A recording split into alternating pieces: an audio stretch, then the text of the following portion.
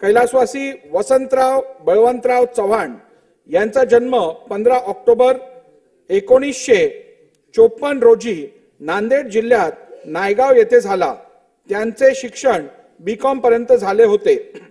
कैलासवासी चव्हाण यांनी education society Naigaon या संस्थेद्वारे प्राथमिक माध्यमिक शाळा तसेच महाविद्यालये सुरू करून ग्रामीण भागातील विद्यार्थ्यांच्या शिक्षणाची सोय केली होती। त्यांनी नांदेड जिल्हा मध्यवर्ती सहकारी बँकेचे अध्यक्ष, नायगाव सेवा सहकारी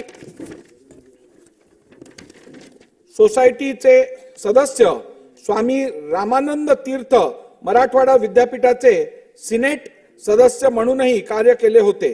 कैलासवासी चव्हाण यांनी नायगाव कृषी उत्पन्न बाजार समितीचे सभापती, नांदेड जिल्हा परिषदेचे सदस्य म्हणून कार्य केले होते। ते सन 2002 ते सन 2008 या कालावधीत महाराष्ट्र विधान परिषदेचे सदस्य होते। तर 2009, 2014 व 2014 ते 2019 या कालावधीत ते नांदेड जिल्ह्यातील नायगाव मतदारसंघातून महाराष्ट्र विधानसभेवर निवडून आले होते।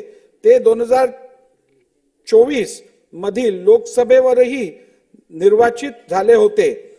विधिमंडळाच्या अनेक समित्यांवर त्यांनी कार्य केले होते। अशा या ज्येष्ठ समाजसेवकाचे सोमवार दिनांक 26 ऑगस्ट 2024 रोजी दुःखद निधन झाले।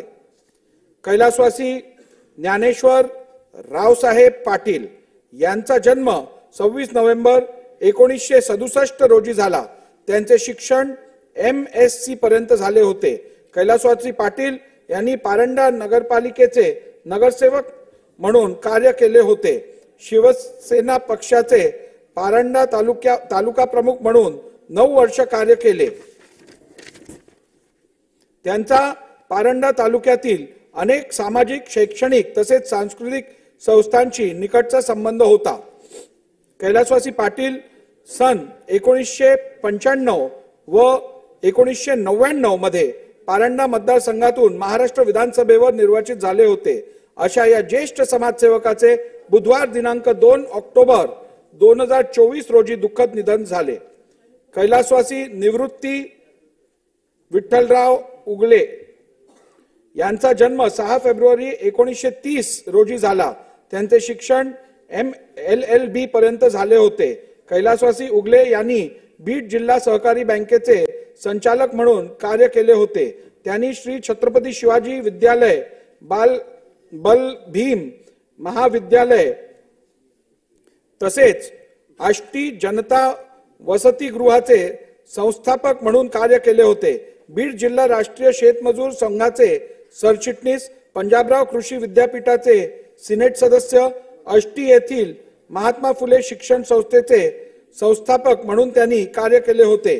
कैलासवासी उगले हे सन 1967 मध्ये बीड जिल्ह्यातील आष्टी मतदारसंघातून महाराष्ट्र विधानसभेवर तसेच सन 1974 मध्ये महाराष्ट्र विधान परिषदेवर निर्वाचित झाले होते।